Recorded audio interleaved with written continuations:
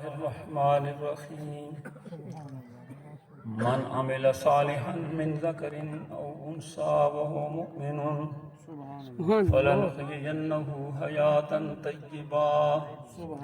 صدق الله مولانا العظيم وبلغنا رسوله النبي الأمي الكريم ونحن على ذلك لمن الشاهدين والشاكرين والحمد لله رب العالمين. درود پاک. صلاۃ والسلام علیک یا سیدی یا رسول اللہ وعلی آلک واصحابک یا سیدی یا حبیب اللہ. مولا صلی وسلم دائما ابدا علی حبیبک خیر خلق کلہم. یا رب بالمصطفى بلغ مقاصدنا واغفر لنا ما مضى یا واسع الکرم. مولا صلی وسلم دائما ابدا علی حبیبک خیر خلق کلہم. حضرات گرامی، بھائی اقبال نے ہم تمام کو یہاں جمع کیا ہے. اللہ کریم ان کی اس عمل کو قبول فرمائے. یہی محبت ہے. اصل اسلامی زندگی یہی ہے کہ انسان ہر موقع پر اللہ اور اس کے رسول کو یاد رکھے. اللہ کریم انہیں اور اپنی نعمتوں سے نوازے. اذان ہو چکی ہے، نماز کا وقت ہو چکا ہے. زیادہ میں کوئی آپ سے گفتگو نہیں کروں گا. چند وہ باتیں جو میرے لیے بھی اللہ تعالیٰ مفید بنایا اور آپ کے لیے بھی مفید بنایا، انہیں سنیں. میں نے آپ کے سامنے قرآن کریم کی آیت کریمہ تلاوت کی ہے. میرا اور آپ کا رب فرماتا ہے من عمل صالح، جس نے نیک عمل کیے. کسب باشد، کوئی خاندان کی قید نہیں ہے، کوئی نسب کی قید نہیں ہے. کوئی بھی ہو جو نیک عمل کرے گا، پھر مرد کی قید نہیں، عورت کی قید نہیں. فرمایا مرد ہو یا عورت ہو، شرط یہ ہے کہ وہ مومن ہو. اللہ اکبر. اعمال کے لیے شرط کیا ہے؟ مومن ہونا. تو اللہ فرماتا ہے جب وہ یہ کرے گا نیک عمل تو ہم کیا دیں گے؟ فَلَنُحْيِيَنَّهُ حَيَاةً طَيِّبَةً، ہم انہیں پاکیزہ زندگی عطا فرمائیں گے اور ایسی حیات عطا فرما کے دیں گے کہ جس کے قریب موت نہیں آئے گی. علامہ جلال الدین سیوطی رحمۃ اللہ علیہ نے ایک کتاب لکھی ہے شرح الصدور فی احوال القبور. ہم تو اہل سنت والجماعت و علم سے دور ہوتے جا رہے ہیں، ہم پڑھتے نہیں ہیں. بیٹھ جائیں. آپ نے احوال قبور کہ قبروں میں جو لوگ جاتے ہیں وہ زندہ ہیں مردہ ہیں، ان کے ساتھ کیا ہوتا ہے وہ پوری آپ پڑھیں. اور علامہ سیوطی رحمۃ اللہ علیہ عام عالم نہیں ہے، اتنی بڑے متقی اور پرہیزگار تھے کہ دیوبندی علماء بھی فرماتے ہیں کہ آپ کو 70 یا 72 مرتبہ عالم بیداری میں حضور کا دیدار ہوا صلی اللہ علیہ وسلم. یعنی عام بندہ نہیں ہے، اتنے پائے کا عالم. وہ اپنی کتاب کا نام ہے شرح الصدور فی احوال القبور. اصل تو کتاب عربی میں ہے، اب اردو میں بھی اس کا ترجمہ آیا ہوا ہے. دکانوں پر آپ اگر جائیں تو وہ دیکھ لیں، پڑھیں. اس میں آپ فرماتے ہیں کہ ایک عورت فوت ہو گئی. اس زمانے میں چونکہ لوگ غریب ہوتے تھے تو ایک شخص تھا جس کا کام یہ تھا کہ وہ کفن اتار کر بیچ کے بچوں کا پیٹ پالتا تھا. جب وہ عورت فوت ہوئی، اس کے جنازے کا اعلان ہوا تو وہ اس نیت سے گیا کہ میں دیکھوں گی اس کو دفن کہاں کرتے ہیں تاکہ رات کو مجھے پریشانیاں ہو، آسانی سے قبر کو کھود لوں. لوگوں نے جنازہ پڑھا، اس نے بھی جنازہ پڑھا. جنازہ پڑھ کر لوگ تو گھروں کو چلے گئے. جب شام کا وقت ہوا تو پتہ ہے قبرستان میں اب تو یہ ہر طرف آبادی ہو گئی ہے، پہلے تو ہر طرف جنگل ہی جنگل ہوتا تھا قبرستانوں میں. تو اس نے جا کر قبر کو کھودنا شروع کر دیا. علامہ سیوطی رحمۃ اللہ فرماتے ہیں کہ اس نے قوم کی طرف سے قبر کھودی. جب کفن نظر آیا نا تو اس نے ہاتھ ڈالا، کفن کھینچا. جب اس نے کفن کھینچا تو اس اللہ کی بندی نے اسے آواز دی، کمال ہے ایک جنتی کا کفن اتارا. ایک جنتی کا ڈر گیا. اس نے ہاتھ چھوڑا اور پیچھے کھڑے کر کہنے لگا، اے اللہ کی بندی تو نیک تھی، وہ قرآن کریم بچوں کو پڑھاتی تھی، ساری زندگی اسی میں انہوں نے بسر کی تھی. تم تو نیک تھی، میں تو ایک ایسا گناہگار بدکار انسان ہوں کہ جس نے ساری زندگی میتوں کو کفن اتارے ہیں، میں کس طرح جنتی ہو سکتا ہوں؟ انہیں پتہ ہے کیا جواب دیا؟ علامہ سیوطی فرماتے ہیں کہ اس اللہ کی نیک بندی نے فرمایا جتنے میرے جنازے میں شریک ہوئے تھے نا، اللہ نے تمام کو معاف کر دیا. سبحان اللہ، سبحان اللہ، اللہ نے ماشاء تمام کو معاف کر دیا. سبحان اللہ. یہ حیات طیبہ ہے کہ جب انسان اللہ کریم کو یاد کرتا ہے، اس دنیا میں بھی رب کریم عزتیں عطا فرماتے ہیں، قبر میں بھی عزتیں عطا فرماتے ہیں، اور حشر کے دن جو عزتیں ہوں گی ان کا تو پھر حساب ہی نہیں. پھر آپ خود سوچیں اس مسئلہ میں کتنے لوگ تھے جنازے میں. جو آج کل لوگ باتیں کرتے رہتے ہیں، 100 ہوں گے، 200، بہت سارے بندے ہوں گے. جب ایک نیک بندی فوت ہوئی تھی، لیکن اللہ نے انہیں علم عطا فرمایا تھا، وہ دیکھ رہی تھی کہ کون کون میرے جنازے میں کھڑا ہے. ابھی تو آپ نے فرمایا نا کہ بھائی جتنے میرے جنازے میں شریک ہوئے، کیونکہ تو بھی شریک ہوا تھا، اللہ تعالیٰ نے تجھے بھی معاف فرما دیا. اس لیے میرے بھائیوں، زندگی اس طرح گزارو کہ تاکہ ہم بھی حیات طیبہ کی امید رکھیں. مصر میں ایک اللہ کی نیک بندی تھی، حضرت نفیسہ رضی اللہ تعالی عنہ. وہ اتنی نیک تھی کہ حضرت امام شافعی رحمۃ اللہ علیہ نے فرمایا تھا جب آپ کا وصال قریب آیا تو حضرت نفیسہ کو کہنا کہ میرے جنازے میں شریک ہوں. تو حضرت نفیسہ بیمار تھی، وہ جنازے میں شریک نہ ہو سکی، تو آپ کا جنازہ ان کے دروازے کے سامنے لایا گیا. آپ نے دعا فرمائی. تو بعد میں کسی نے خواب میں حضرت امام شافعی کو دیکھا، پوچھا کیا بنا ہے؟ تو آپ نے فرمایا اللہ کریم نے نفیسہ کے صدقے میں معاف. سبحان اللہ. اور آپ کے پڑوس میں ایک کافر کا گھر تھا، وہ کسی شادی پر جانے لگے، ان کی بچی ایک نابینی تھی، تو اب اسے وہ ساتھ نہیں لے جا سکتے تھے. انہوں نے کہا چلو یہ جو حضرت نفیسہ نیک عورت ہیں ان کے پاس چھوڑ جاتے. ان کے مصلی کے پاس بٹھا دیا.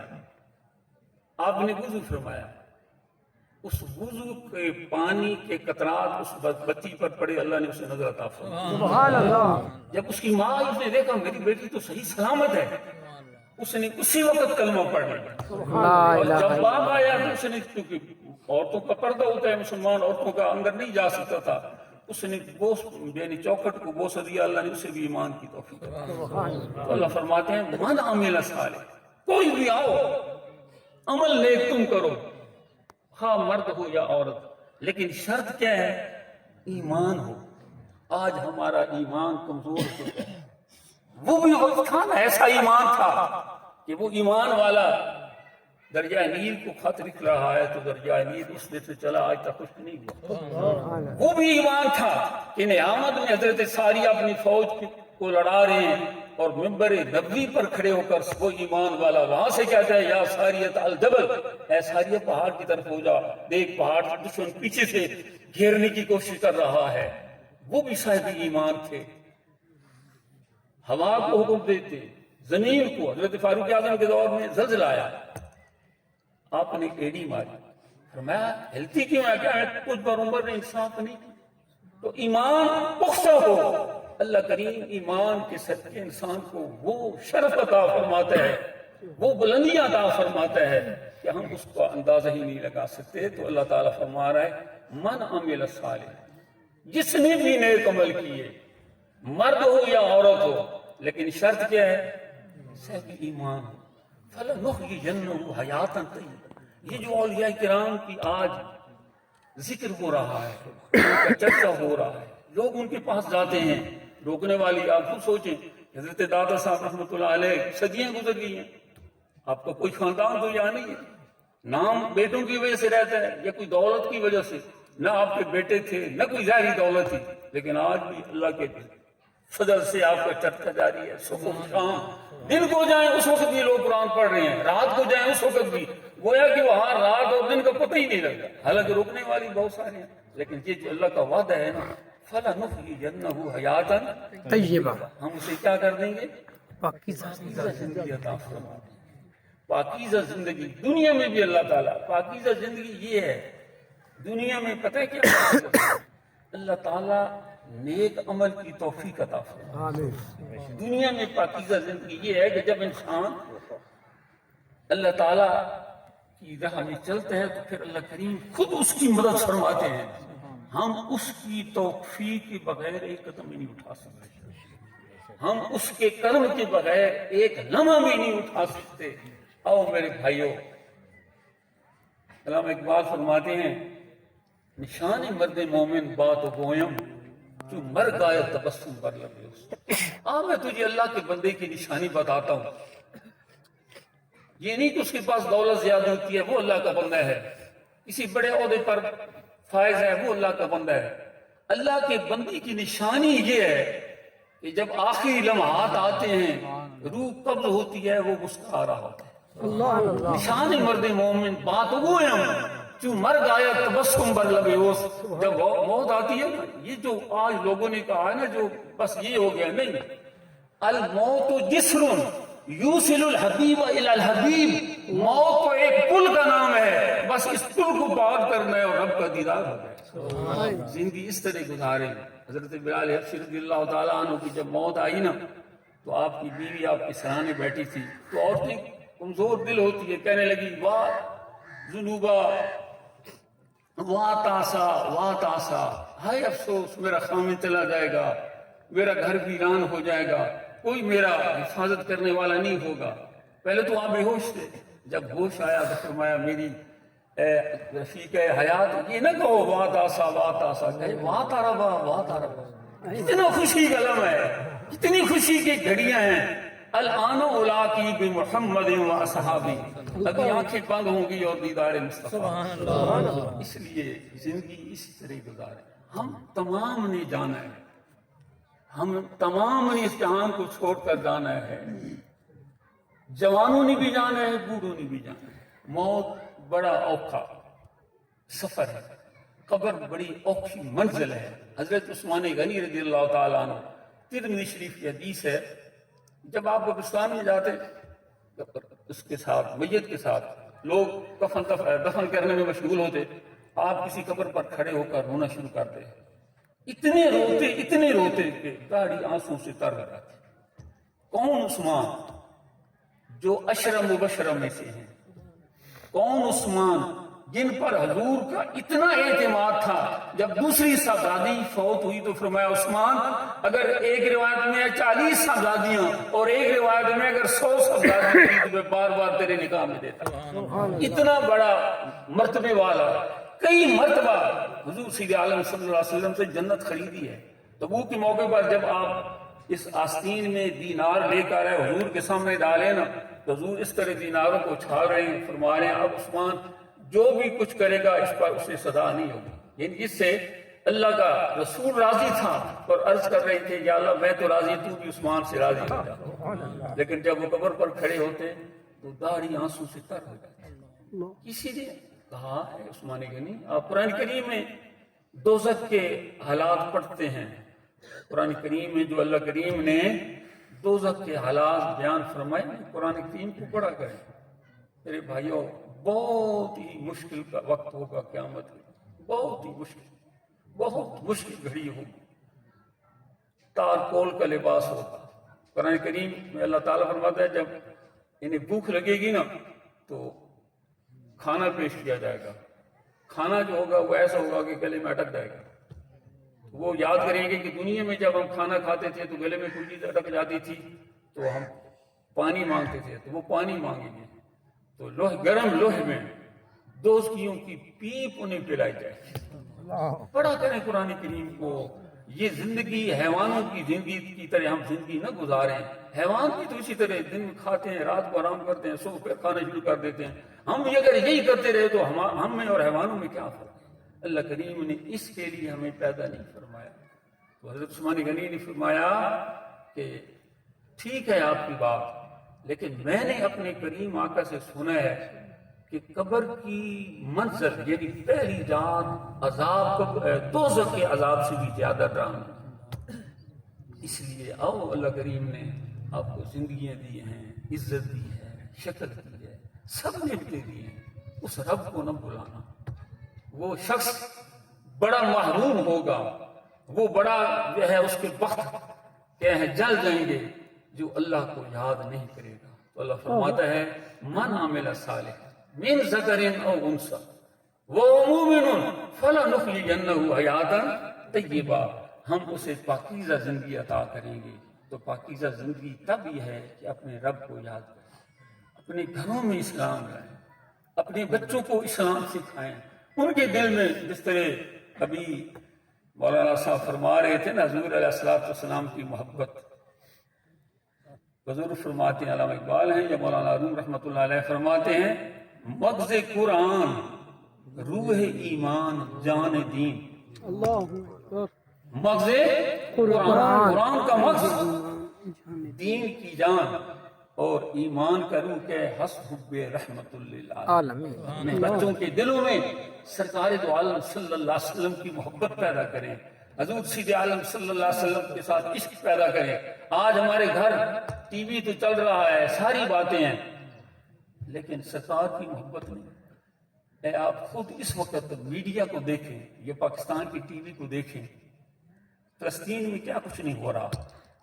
کبھی آپ کا کوئی جو قائد ہے، آپ کا کوئی لیڈر یا آپ کا کوئی بھی ایسا سربراہ، کبھی اس نے آ کر میڈیا پر یا ٹی وی پر بتایا ہے کہ یہ کیوں ہو رہا ہے، ہم مسلمان کس طرف جا رہے ہیں؟ آج ہماری بھی یہی حالت ہے، ہمارے دلوں میں پاکستان کی کوئی محبت نہیں ہے. بے شک آپ کہتے رہے یہ پچھلے دنوں اب یہ جو حکومت ختم ہوئی ہے اس سے پہلے کتنی اسمگلنگ ہو رہی تھی اور چینی لاکھوں بوریوں کے لحاظ سے لوگ گھروں میں جمع کر رہے تھے. تو یہ نہ پاکستان سے محبت ہے نہ اسلام سے محبت ہے. ہم اسلام سے بھی دور ہوتے جا رہے ہیں، پاکستان سے بھی دور ہوتے جا رہے ہیں. تو آؤ اپنے بچوں کو اسلام کی محبت سکھائیں، حضور سید عالم صلی اللہ علیہ وسلم کی محبت سکھائیں جو اصل ایمان ہے. جنگ بدر میں ایک صحابی ہیں وہ فرماتے ہیں کہ جب میں نے ادھر دیکھا تو ادھر بھی ایک نوجوان لڑکا ہے، ادھر دیکھا تو ادھر بھی نوجوان لڑکا ہے. میں بڑا پریشان ہوا کہ اگر دونوں مضبوط بندے ہوں تو انسان اچھی طریقے سے جنگ کر سکتا ہے. ابھی میں سوچ رہا تھا، اس بچے نے کہا چچو ابو جہل کون ہے؟ ابھی میں اسے جواب دینے لگا تو اس بچے نے کہا چچا ابو جہل کون ہے؟ میں نے کہا بیٹا تم ابو جہل سے کیا کرو گے؟ تو حفیظ جلیلی کہتے ہیں قسم کھائی تھی مر جائیں گے یا ماریں گے ناری کو، سنا تھا گالیاں دیتا تھا ناری کے بارے. اب یہ بات والدین نے ان کے بچوں کے دل میں ڈالی تھی. حضور کی محبت والدین نے ذکر. لوگ تو کہتے ہیں کہ حضور کو میلاد آپ مناتے ہیں، اور اللہ کے بندو صحابہ تو ہر روز میلاد مناتے تھے. اپنے بچوں کے سامنے بیٹھ کر حضور کا ہجرت فرمانا، حضور سید عالم کا طائف کا سفر، مکے میں جو کچھ حضور نے کے ساتھ کفار نے کیا، تو اپنے بچوں کے دل میں حضور کی محبت پیدا کرنا، انہیں حضور کے پیارے پیارے واقعات. اور سب سے بڑی پاکیزہ زندگی میرے مصطفیٰ کی ہے. سبحان دنیا میں کوئی ایسا پاکیزہ. حضرت علامہ اقبال رحمۃ اللہ علیہ گئے نا یورپ میں، جو کہ مشرق میں ایک بڑے مشہور فلسفی تھی، تو وہاں کے بڑے بڑے فلسفی آئے. بھائی مشرق سے فلسفی آئے، اس سے پوچھیں کہ تو جو خدا کو مانتا ہے تیرے پاس کوئی دلیل ہے؟ تو جب انہوں نے کہا کہ اے علامہ اقبال تیرے بچے تو اسلامی معاشرے میں رہا ہے اس لیے تو خدا کو مانتا ہے، یا تیرے گھر میں اسلام تھا اس لیے مانتا ہے، یا تیرے پاس کوئی دلیل ہے؟ آپ نے فرمایا میرے پاس دلیل ہے، میں ایسے نہیں مانتا. تو تمام نے جو ہے ادھر اپنے کان متوجہ کیے، سنیں وہ کون سی دلیل پیش کرتے ہیں. تو آپ نے فرمایا کہ میں نے اس ذات سے یہ بات مجھ تک پہنچی ہے کہ اللہ تعالیٰ کی ذات وحدہ لا شریک ہے، جس کی صداقت اور امانت کی گواہی جان کے دشمن بھی دیتے تھے. اس کائنات میں اگر کوئی ذات ہے جس کی پیروی کی جائے، جن کی باتوں پر چلا جائے، جن کی نقش زندگی کو اپنے لیے خضر راہ بنایا جائے، تو وہ صرف حضور سید عالم صلی اللہ علیہ وسلم کی ذات پاک ہے. آؤ اپنی زندگیاں ضائع نہ کریں اپنے رب کو. اسلام بڑا آسان مذہب ہے، مشکل نہیں ہے. ایک بھائی یہاں سے جاتا ہے جیلم مزدوری کے لیے یا کام کرنے کے لیے، سارا دن وہ کام کرتا ہے، نیت یہ کر لیتا ہے کہ میرے رب کا حکم